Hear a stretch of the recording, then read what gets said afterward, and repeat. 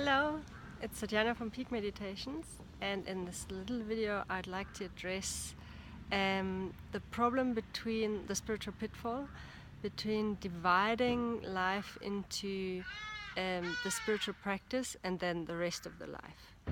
I used to do that for quite a long time, that I would go into center and meditate and experience like this amazing states of bliss and of deep peace. But then I would come home and my husband would say to me, "Oh, have you been with those idiots?"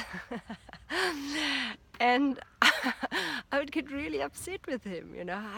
And then I thought he destroyed my peace, you know. I go there, I drive 30 minutes to go in the center, spend 2 hours meditating, come home, and then within like 10 minutes he's able to destroy my peace that I worked so hard for. And obviously that's really funny now if you think about it, but I really invite you to take spirituality into every day, every moment, you know. Like if there's one moment, like this moment right now, what is it what stops you from experiencing this moment fully, you know? Is there something you're leaning towards, or is there something you like holding back? Is there anything, is there even a slight bit of boredom? Is there a restlessness? Is there a feeling of I need to get somewhere, I need to do something in order to be able to relax later on, or some errands, chores, driving in the car, whatever it is you perceive as less than, you know, like not worthy to live it fully. And that is like where the actual practice lies. The actual spiritual practice is like every moment. Like, yes, meditation is great and necessary to get the nervous system calm, so that sort of the lake can be smooth, and if something drops in it you can immediately experience it.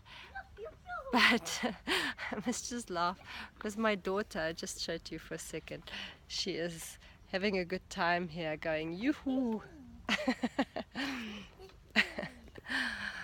So yeah, so really to find out what it is in that very moment that stops you from living that moment completely, and take that is your practice. That is where the treasure lies, to take that peace that you found in meditation and then have it as a contrast, you know, because once you experience that peace, when something disturbs that peace, you can immediately go like, oh, wait a second, something happened now. And then you find immediately the thought that actually dropped into this ocean of peace. So I invite you to not make the spiritual practice and life something that's separate, like unite that. Okay, I hope you enjoyed that video, and I see you next time. Bye.